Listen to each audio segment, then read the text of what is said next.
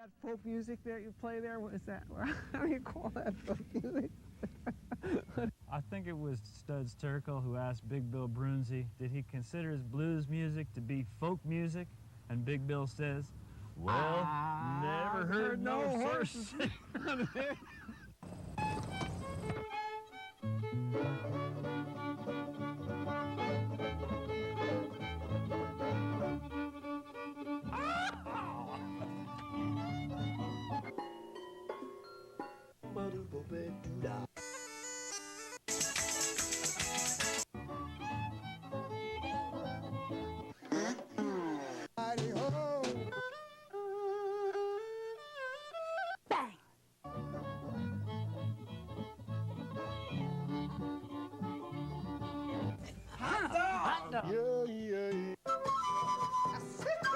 Don't hesitate. It could be your ticket to a new tomorrow.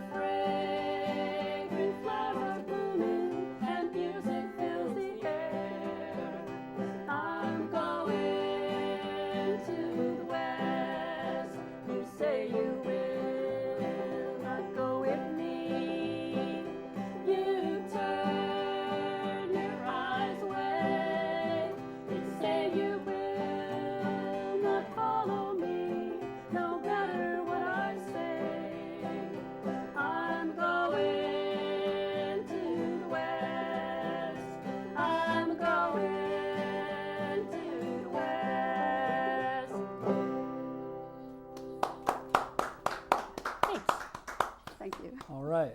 The show is Horses Sing None of It. My name is Ralph Litwin, and our guest tonight is Rachel Streich and Katie Weiss. Yes. Welcome to the show. Thank you. Thank you. Thanks for having us. Great Nice to be here. tune. Where does that come from? I learned it from a record. I don't know where you learned it from, but I learned it from a recording by Ginny Hawker and Kay Justice. And I think Ginny Hawker said in the liner notes to the cassette that she learned it from Peggy Seeger, and nobody's quite sure where Peggy Seeger got it from. The folk process. Have to ask Peggy Seeger. Yeah. I read that she got it from a book, actually. Oh, okay. Yeah, of folk songs from Alabama. No. So, Okay. and I don't remember if I learned it. I either learned it from Ginny or from Peggy. I can't even remember. It's a long time ago. Okay. Yeah, so It's a great song. it is a great song. So one of my favorites. I've been singing that for a long time. Nice. Yeah. And you've been a long-time member of the Folk Project, too. Yes, I have. I think I joined the Folk Project in '84, something like that. Yeah. So it's been a long time. What else would you like to give us? Okay, our next tune. This one is called Lost Love, and another one that I learned from the singing of Ginny Hawker and Kay Justice. And I'm going to play guitar on this one. And let's see.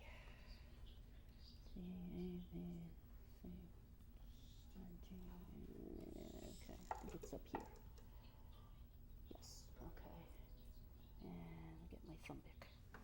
So what we're doing, Lost Love, and I think this one comes from the singing of Asa Martin, I believe.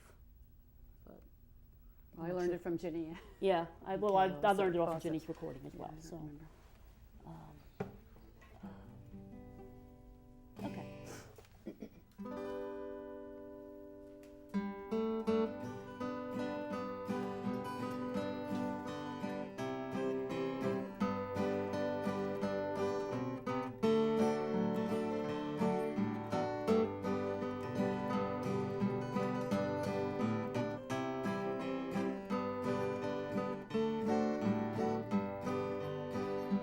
All the flowers that I loved of the wildwood have sent up their beautiful blooms, and the many dear friends of my childhood have slumbered for years in the tomb. It's no wonder I'm broken hearted and stricken with sorrow shall be. We have met, we have loved, we have parted, my flower, my companion and me. All that rose that I loved I remember, and the smile that I never more shall see. Since the cold, chilly winds of December took my flower, my companion from me. It's no wonder I'm broken hearted and stricken with sorrow shall be. We have met, we have loved, we have parted, my flower, my companion and me.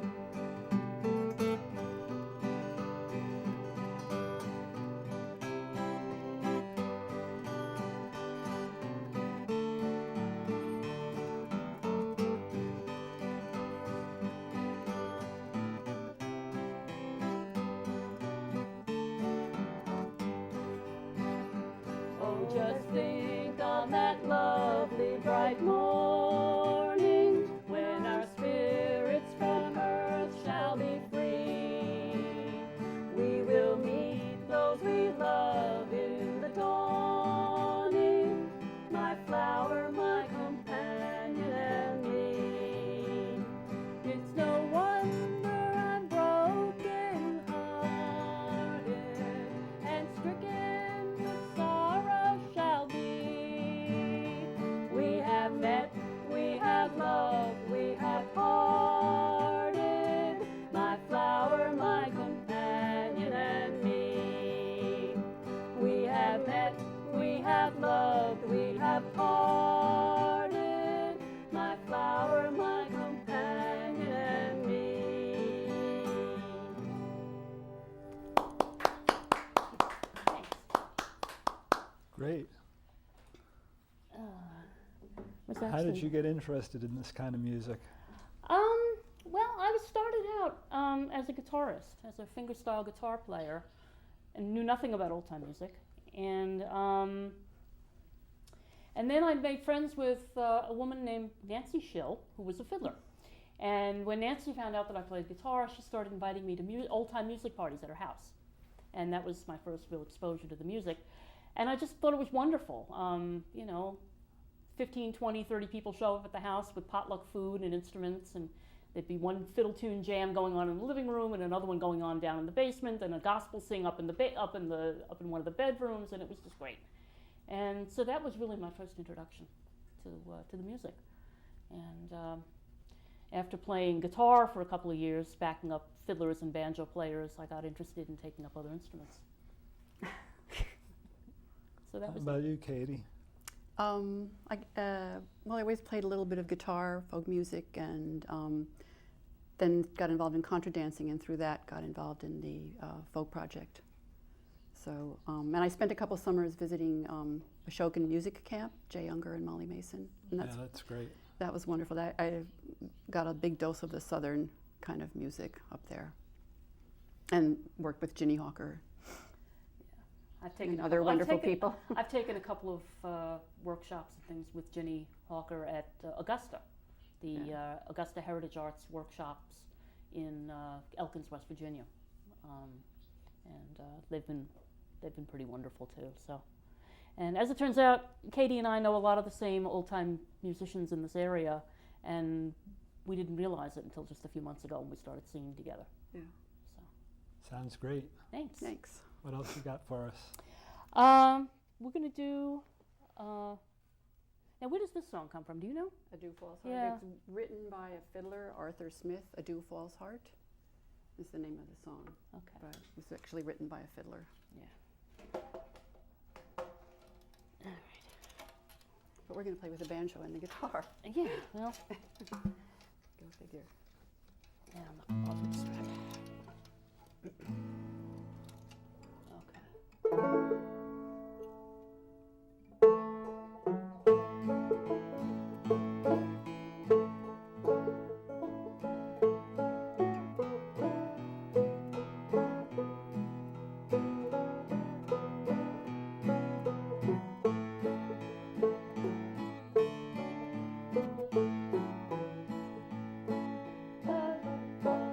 A dew falls hard.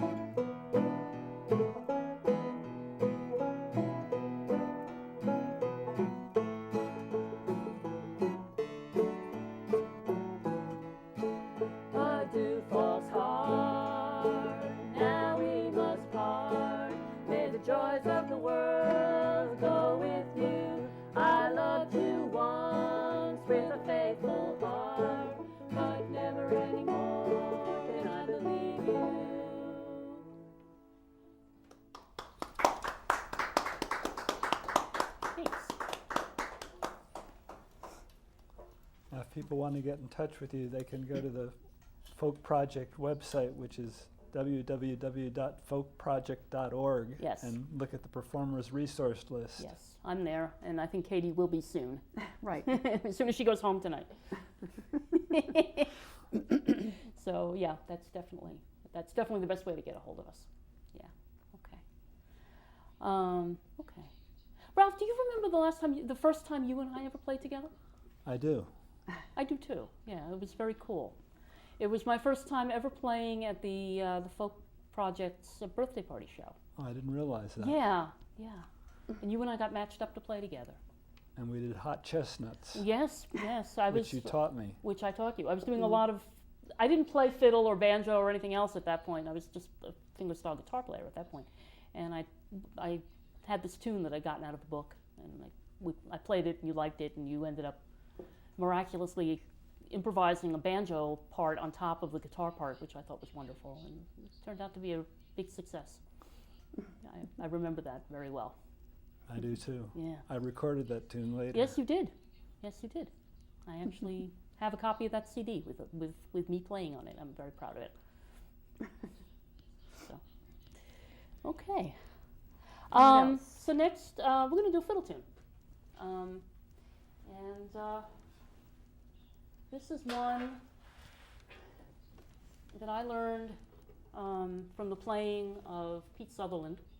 It was on a cassette tape that he recorded back in the 80s, and he recorded this cassette at home. I think he played all the instruments himself, and I was just blown away by this particular tune, even though I no longer play it the same way he does. It's pretty funny, but hearing him play this tune was the impetus to make me want to pick up a fiddle. And so anyway, here it is, Shenandoah Falls.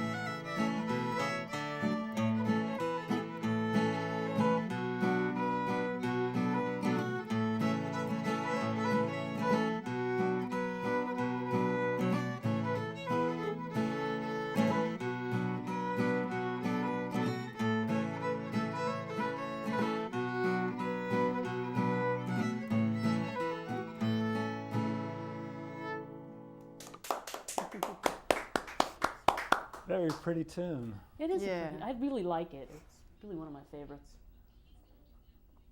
And you play it very well. Thank you.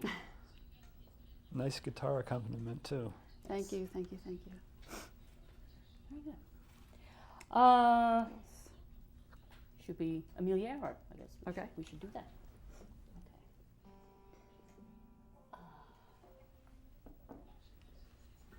First music video. You want to tell Yes, the music video the story? music video story. Yes, this song was written, I think, in 1937. which would make sense, by a country singer named Red River Dave McEnery. And I think it was his one really big hit. It's about, the disappearance of Amelia Earhart. And at the time, of course, this was a very hot topic, a very topical song. And like I said, he had a big hit with it. And then 2 years later at the 1939 Chicago World's Fair, he, in the general, I guess it was the GE Pavilion, they had on display prototypes of a new technology called television. And what they did was they had, in the basement of the GE Pavilion, they had a closed circuit TV studio and they would bring in various performers to perform, and then the signal would be broadcast via closed circuit to the television sets up on the main floor. And Red River Dave McEnery can be said to have made the first country music video because he was shown on TV at the GE Pavilion singing, playing this song as part of the GE exhibition of television. So you could say this was the first country music video. And it's It's a pretty song. It's a pretty song.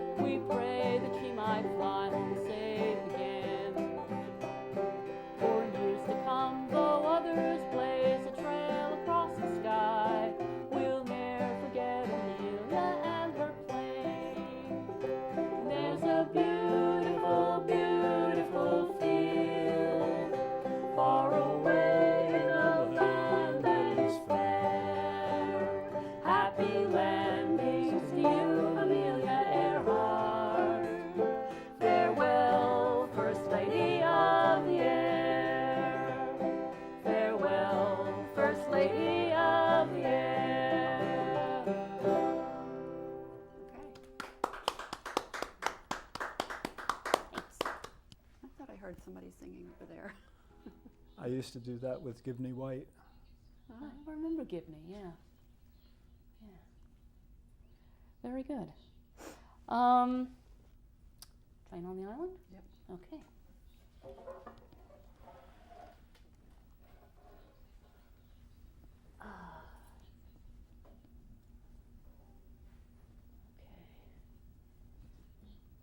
You may all be wondering why I keep switching back and forth between one banjo and the other.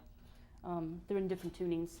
It makes things a lot easier if I don't have to subject all of you to force you to listen to all my retuning, and it makes things go a lot faster.